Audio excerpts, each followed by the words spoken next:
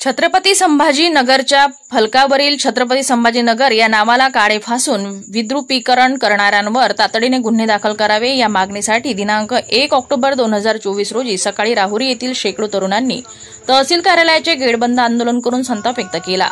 देशाची एकता आणि एकात्मता धोक्यात आणणाऱ्या आणि धार्मिक तणावाचे वातावरण निर्माण करणाऱ्या आरोपींवर कारवाई करण्यात यावी यासाठी पोलीस प्रशासनाला निवेदन देण्यात आले। दिलेल्या निवेदनात त्यांनी म्हटले आहे की महाराष्ट्र शासनाकडून औरंगाबादचे जिल्ह्याचे नामकरण करून छत्रपती संभाजीनगर असे करण्यात आले आहे। संपूर्ण देशाला आणि महाराष्ट्राला पूजनीय असणारे छत्रपती संभाजी महाराज हे हिंदूचे आराध्य दैवत आहेत। त्यांचा महाराष्ट्रात ठरवून झालेला अपमान हिंदू समाजाला भडकवणारा आणि हिंदू समाजाला संताप आणून देणारा आहे।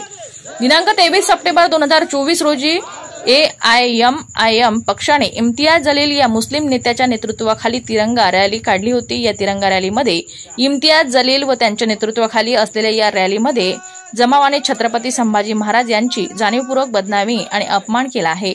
इम्तियाज जलील यांच्या सांगण्यावरूनच रॅलीमधील जमावाने छत्रपती संभाजी महाराज यांच्या छत्रपती संभाजीनगर जालना व छत्रपती संभाजीनगर ते अहिल्यानगर या महामार्गावरील नामनिर्देशित फलकांवरील छत्रपती संभाजीनगर या नावाला काळे फासून विद्रुपीकरण केले। सदरील कृती ही जाणीवपूर्वक देशभरातील आणि महाराष्ट्रातील सामाजिक सलोखा धोक्यात आणून दोन समाजामध्ये तणाव निर्माण करण्याच्या हेतूने करण्यात आली आहे।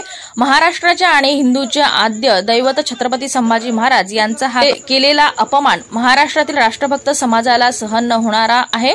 इम्तियाज जलील यांना छत्रपती संभाजी महाराज यांचा अवमान करताना चांगले ठाऊक होते की या घटनेने सकल हिंदू समाज दुखावला जाणार आहे। या सर्वांची पूर्वकल्पना असल्याने ते कायदेशीर कारवाईस पात्र आहे। अशा प्रकारचे वर्तन हे कायदा व सुव्यवस्थेचा प्रश्न निर्माण करून समाजात अशांतता निर्माण करणारे आणि सदर घटनेचे गांभीर्य लक्षात घेता यामध्ये दोषी आणि आरोपी असलेले इम्तियाज जलील आणि त्यांच्या AIMIM या राजकीय पक्षाचे प्रमुख तसेच पक्षाचे प्रमुख पदाधिकारी आणि सहभागी असलेले इतर कार्यकर्ते या घटनेशी प्रत्यक्ष अप्रत्यक्ष संबंधित असलेले रॅलीमधील आरोपी यांच्यावर योग्य ती कायदेशीर कारवाई करावी असे निवेदनात म्हटले आहे।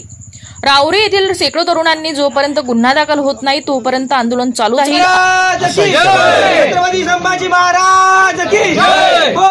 ब्युरो रिपोर्ट राहुरी प्रतिनिधी RR जाधव।